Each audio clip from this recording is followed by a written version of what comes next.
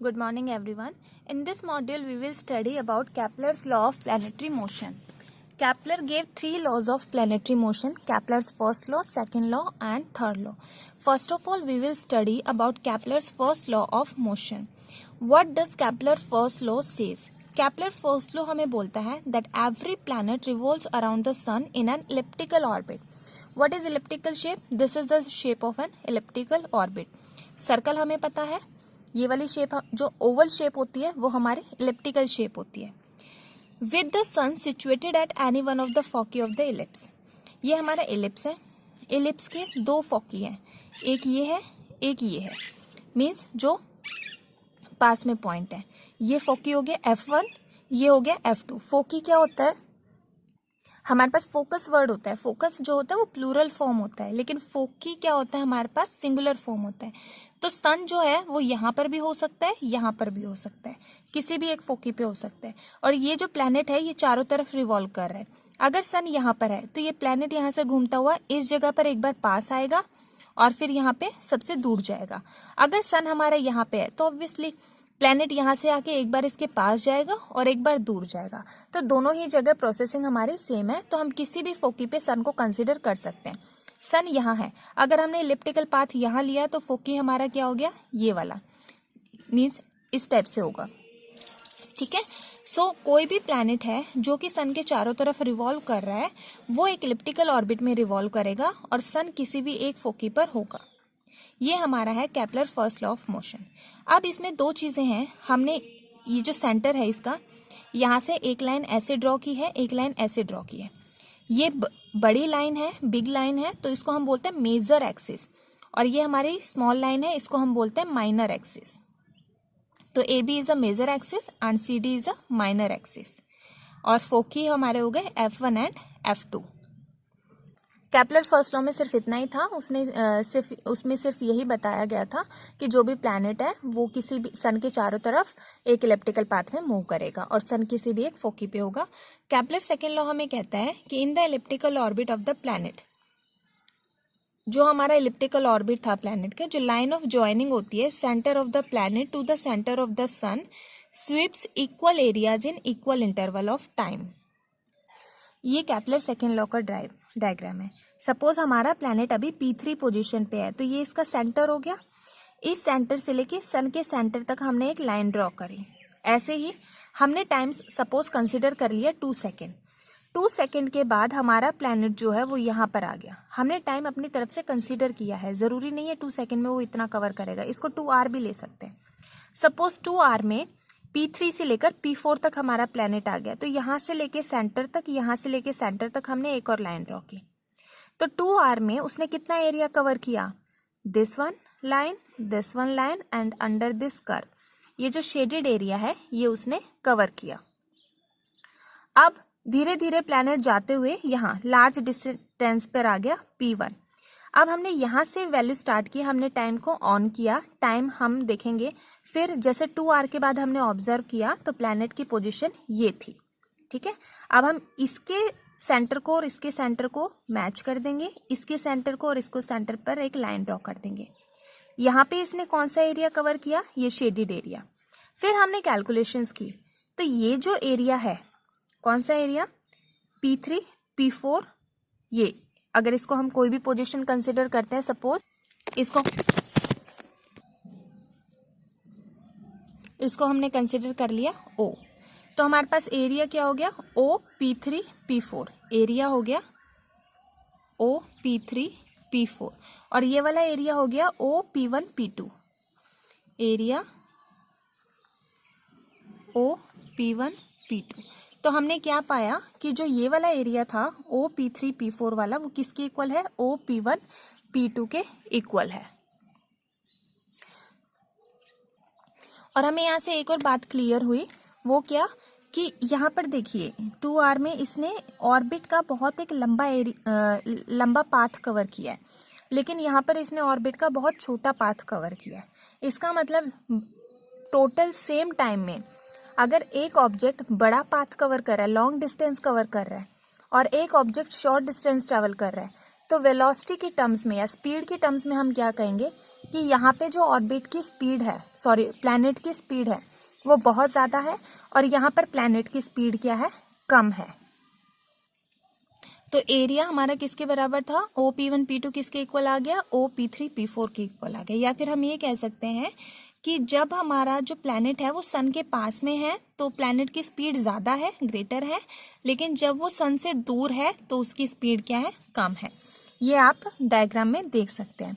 Next is our Kepler's third law. Kepler third law हमें क्या कहता है, केपलर थर्ड लॉ एक मैथमेटिकल टर्म देता है।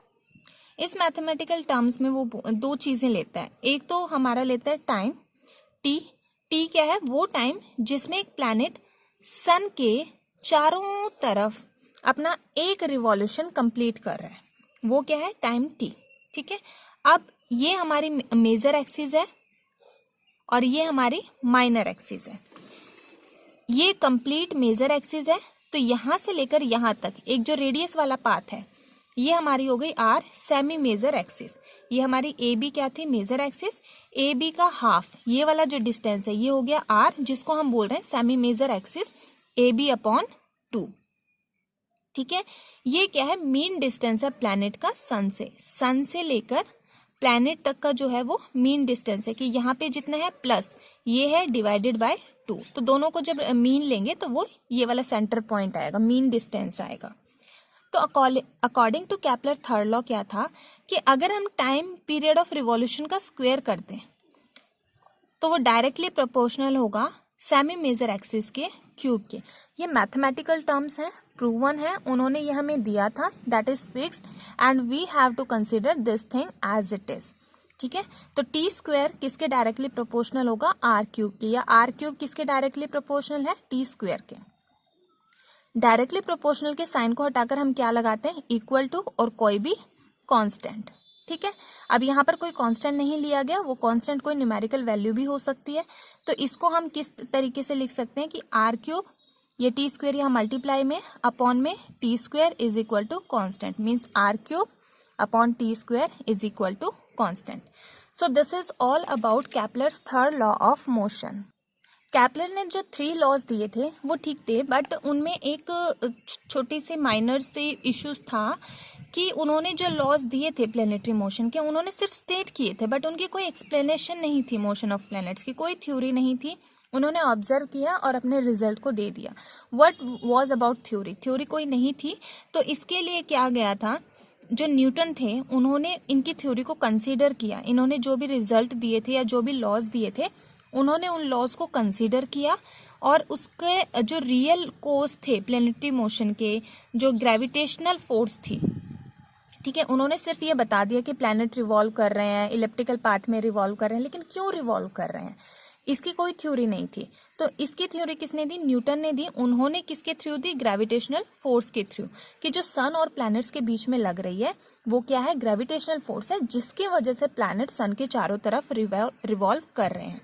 अब न्यूटन ने जो गैस किया था, इनवर्स स्क्वायर रूल गैस किया था, वो किस तरीके से गैस किया था, क्योंकि हमारे पास क्या है, यूनिवर्स लॉ के अकॉर्डिंग उन्होंने क्या दिया था, F is inversely proportional to R square, इसको क्या बोलते हैं, स्क्वायर रूल। ठीक है, तो Newton law of universal law of gravitation में ये बताया गया था कि F जो होती है वो डिस्टेंस के स्क्वायर के इनवर्सली प्रोपोर्शनल होती है। तो ये जो इनवर्स स्क्वायर रूल है ये न्यूटन ने कैसे गैस किया था, जो न्यूटन साइंटिस्ट थे उन्होंने इनवर्स स्क्वायर लॉज को केपलर के थर्ड लॉ से अराइव किया था। ठीक है, उन्होंने क्या पाया कि जो फोर्स चाहिए प्लैनेट को किसी भी, सपोज ये सन है, इस सन के चारों तरफ अगर प्लैनेट रिवॉल्व कर रहा है तो इसके चारों तरफ रिवॉल्व करने के लिए उन्हें एक फोर्स की जरूरत होती है इनसाइड।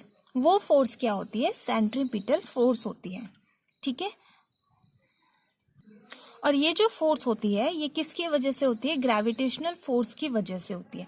सेंट्रीपिटल फोर्स क्या होती है, देखिए कोई भी ऑब्जेक्ट जब हमारा एक सर्कुलर मोशन में मूव कर रहा है, सपोज करिए आपने एक धागे को पकड़ा हुआ है सेंटर से और उसके दूसरे एंड पे आपने स्टोन बांधा हुआ है और आप उसको जोर जोर से घुमा रहे हैं। ठीक है, तो जब तक आपने अंदर से पकड़ा हुआ है तो धागा बिल्कुल एक सर्कुलर ऑर्बिट में घूम रहा है, जैसे ही आप उसको छोड़ देंगे वो बाहर जाकर गिरेगा। मतलब क्या है कि जब आपने उसको पकड़ा हुआ है तो आप अंदर की तरफ फोर्स लगा रहे हैं और वो एक सर्कुलर ऑर्बिट में घूम रहा है, लेकिन जैसे ही आपने छोड़ा और वो बाहर गया, इसका मतलब जितनी फोर्स अंदर लग रही थी उतनी ही फोर्स बाहर लग रही थी। जैसे ही अंदर वाली फोर्स खत्म हुई तो आपका स्टोन कहाँ चला गया, बाहर वाली फोर्स के साथ आउटवर्ड डायरेक्शन में चला गया। जो सर्कल है उसके आउटवर्ड डायरेक्शन में कहीं दूर जाकर गिर गया। ठीक है, तो यहाँ पे दो फोर्स लग रही थी, एक अंदर की तरफ, एक बाहर की तरफ। अंदर की तरफ जो फोर्स लग रही थी, जो सर्कुलर मोशन के लिए रिस्पॉन्सिबल थी, वो थी आपकी सेंट्रीपिटल फोर्स। ठीक है, जब सेंट्रीपिटल फोर्स लगना बंद हो गई तो बाहर वाली फोर्स बची, जो होती है सेंट्रीफ्यूगल फोर्स। तो न्यूटन ने क्या पाया कि जो सर्कुलर ऑर्बिट में कोई भी ऑब्जेक्ट मूव कर रहा है वो किसकी वजह से मूव कर रहा है, सेंट्रीपिटल फोर्स की वजह से मूव कर रहा है। और ये फोर्स कौन प्रोवाइड कर रहा है, ग्रेविटेशनल पुल ऑफ द सन। सन का ग्रेविटेशनल पुल, तो वो क्या कर रहा है, प्लैनेट को अपने चारों तरफ रिवॉल्व करवा पा रहा है। अगर हम कंसिडर करते हैं कि जो भी प्लैनेट सन के चारों तरफ मूव कर रहा है उसका मास है m और वो स्पीड v से एक सर्कुलर ऑर्बिट में मूव कर रहा है, तो सेंट्रीपिटल फोर्स कितनी होगी। अब ये जो सर्कुलर ऑर्बिट है इसकी रेडियस है r, प्लैनेट का मास है m, उसकी स्पीड है v। प्लैनेट का मास m, speed v and radius r। तो सेंट्रीपिटल फोर्स हमारी होती है, सेंट्रीपिटल फोर्स को दिया जाएगा F is equal to mv²/r, ये इसका फॉर्मूला होता है। ठीक है, अगर हम कंसिडर करते हैं कैपिटल T, तो कैपिटल T हमारा क्या था, केपलर थर्ड लॉ के अकॉर्डिंग जो प्लैनेट के चारों तरफ सन के चारों तरफ प्लैनेट रिवॉल्व कर रहा है, कितने टाइम में रिवॉल्व कर रहा है, 1 रिवॉल्यूशन कितने टाइम में कंप्लीट हो रहा है, t टाइम में। ठीक है, तो टाइम हमारा जनरली क्या होता है, अगर हम स्पीड की बात करते हैं, speed is equal to distance upon time, और distance time is equal to, अगर हम टाइम की बात करें तो time is equal to distance upon speed, distance upon speed. तो कौन सा डिस्टेंस, जो 1 रिवॉल्यूशन में कंप्लीट किया है उस टाइम पे उसकी स्पीड कितनी है, क्योंकि पाथ कैसा है, सर्कुलर है। अभी हमने पढ़ा था हमारा ऑर्बिट क्या है, सर्कुलर पाथ में मूव कर रहा है। तो जब सर्कल में मूव कर रहा है उस टाइम पे डिस्टेंस कितना है, 2πr, और स्पीड कितनी है, v। तो हमारा क्या हो गया, 2πr अपॉन v टाइम। ठीक है, या फिर हम ये कह सकते हैं कि स्पीड हमारी क्या हो गई, v is equal to 2πr upon t। ठीक है, अब ये जो वैल्यू है 2πr अपॉन t, ये हम इसमें पुट कर देते हैं इक्वेशन 1 में, तो हमें क्या मिलता है, m अपॉन r हमने अलग ले लिया और v स्क्वायर की जगह हमने पुट कर दिया 2πr का स्क्वायर अपॉन t। अब देखिए m अपॉन r, 2 का स्क्वायर 4, पाई का स्क्वायर, r का स्क्वायर अपॉन में t। अब r से r कैंसिल। ठीक है, अब हमारे पास क्या बचा, 4। क्या 4 की वैल्यू कभी चेंज हो सकती है, ये नंबर है, ये कभी चेंज नहीं होगा, तो 4 एज इट इज। पाई की वैल्यू 22/7 फिक्स है, तो ये हमने कांस्टेंट अलग ले लिया। उसके बाद मास, कोई भी प्लैनेट है जो हमने कंसीडर किया है कि सन के चारों तरफ मूव कर रहा है, आप उसे एक दिन में लीजिए, आप उसे चौथे दिन कंसीडर कीजिए, आप उसकी 1 मंथ के बाद वैल्यू लीजिए, उसके मास की वैल्यू हमेशा सेम रहेगी, चेंज नहीं होगी। ठीक है, तो मास भी हमारा क्या हो गया, कांस्टेंट हो गया, वो हमने ले लिया। 4π² m हमारा क्या हो गया, कांस्टेंट हो गया। तो अगर वहां पर कभी भी चेंज होगा तो किसकी वजह से होगा, या तो आर की वजह से या टी की वजह से। ठीक है, क्योंकि जो आर है जब फोकी सन की फोकी के पास में है तो आर की वैल्यू चेंज हो रही है, और दूर है तो भी चेंज हो रही है। ठीक है, फिर उसका एवरेज ले रहे हैं, तो जो हमारे पास रिलेशन आया वो ये आ गया। अब हमें ये किसकी फॉर्म में लेना है, केपलर थर्ड लॉ की फॉर्म में लेना है। केपलर थर्ड लॉ हमें क्या कहता है, r³ अपॉन t², लेकिन r हमारे पास क्या है, सिंगल है, तो हमें 2r और चाहिए, तो हमने क्या कर दिया, r² से मल्टीप्लाई कर दिया, r² से डिवाइड कर दिया। यहाँ पर हमने क्या किया, r² से मल्टीप्लाई किया था, तो ये वाली टर्म हमारे पास क्या हो गई थी, ये वाली टर्म हमारे पास हो गई थी r इंटू r², r³, तो ये r³ हो गया, और ये r² से जो डिवाइड किया था वो यहाँ आ गया। अब ये वाली टर्म क्या हो गई हमारे पास, कांस्टेंट हो गई, क्योंकि r² हमने अपनी तरफ से लिया है, तो वो क्या है, कांस्टेंट है। तो केपलर थर्ड लॉ के अकॉर्डिंग क्या होता है हमारे पास, r³ upon t² is equal to constant होता है। ठीक है, तो यहाँ पे ये सारी के सारे टर्म हमारे पास, हमने अभी पढ़ा था कि कांस्टेंट है, इनकी वैल्यूज चेंज नहीं होगी। तो π² m, ये क्या ले लिया हमने, कोई कांस्टेंट ले लिया, तो ये कांस्टेंट हो गया अपॉन आर स्क्वायर, ठीक है। और ये जो वैल्यू है ये भी केपलर थर्ड लॉ के अकॉर्डिंग क्या थी, कांस्टेंट थी। तो R cube upon T square constant हो गया, 4 पाई स्क्वायर एम कांस्टेंट हो गया, बचा क्या आर स्क्वायर। तो इनकी जगह हमने कांस्टेंट लिख दिया, बचा क्या आर स्क्वायर। इक्वल टू और कांस्टेंट को हटाकर हम प्रोपोर्शनलिटी का साइन लगा सकते हैं। तो यहाँ पर हमारे पास क्या बच गया 1 अपॉन आर स्क्वायर, और 1 अपॉन आर स्क्वायर हमारे पास क्या था, इनवर्स स्क्वायर रूल, ठीक है। इसको हम बोलते हैं इनवर्स स्क्वायर रूल। तो this is the inverse square rule which is part of universal law of gravitation. तो ये सारा था अब तक ग्रेविटेशन के बारे में। इस चैप्टर में एक और टर्म आती है जिसको हम ग्रेविटी बोलते हैं, that we will study in our next module. Gravity और ग्रेविटेशनल फोर्स के बीच में क्या डिफरेंस होता है वो भी हम नेक्स्ट मॉड्यूल में स्टडी करेंगे।